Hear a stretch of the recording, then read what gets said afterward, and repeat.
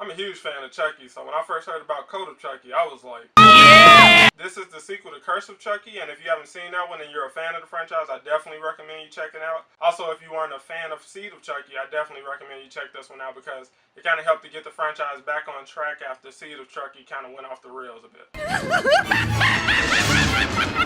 Brad Dourif back as Chucky, along with his daughter Fiona as Nika. Andy and Tiffany are also back in this one, albeit in minor roles. Now, I kind of lost interest in the franchise after Seed of Chucky because that one was just a little too silly and a little too self-aware for my taste. But when I heard about Curse of Chucky, I was willing to give it a chance. And I'm glad that I did because I actually ended up liking that one, but you know, I felt like it wasn't the best in the franchise, but it definitely kind of got things going back in the right direction. So when I heard word about Code of Chucky, I was genuinely interested, but I was kind of suspiciously cautious at the same time. I didn't watch any of the trailers and I didn't follow any of the storylines about the movie or the plot, so I went into this completely fresh. And I'm actually glad that I did. Now I'm going to say right off the bat, if you're a fan of the franchise, you're probably going to like this a lot more than casual viewers or people who aren't too warm to Chucky and the whole Child's Play franchise. There's a lot of fan service, and you also get some of the fan favorites from some of the older films, so there's more here for you as a returning fan to the franchise than a casual viewer or a first-time viewer. Now, I actually really like this one a little more than Curse of Chucky.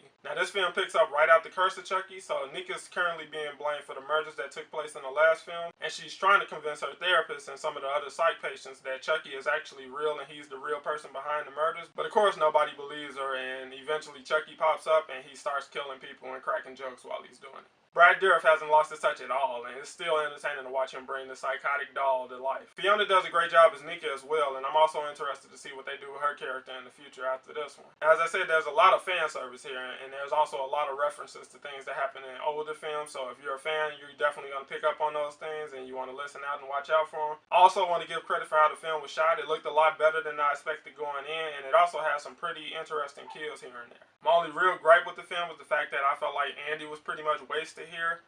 He has a small role, but it's not nearly as big as I expected when I first saw him on screen in the beginning, and I really feel like they kind of missed out on an opportunity with having the original Andy and Brad Dourif back as Chucky. I felt like the movie should have focused more on that, but I also understand they want to go in a different direction and they wanted to wrap up and follow the story of Nika a little more, so you know, it's not a problem. The story that you get is fine. I was just, as a fan, I was disappointed with having Andy here but not really having him here. And Tiffany, she has an even smaller role than that. Like, she only pops up a few times throughout the film, and you know, it's ultimately just fan service, really. Other than that small gripe, the movie was actually pretty good, and I definitely recommend it for you if you're a fan of the franchise. I'm going to give Code of Chucky a 7 out of 10. That's all I got for Code of Chucky, guys. I got reviews lined up for some of my favorite horror films and my favorite Halloween movies to watch around this time of year, so stay tuned for that. If you want to get early clues about my next reviews, you can follow me on Instagram and Twitter at 2coolreviews. I post updates on there often. I make new videos every week, so subscribe and make sure you click the bell icon so you can get notifications on all my future videos. Thanks for watching, guys. This is 2Cool Reviews, and I'll see you in the next one.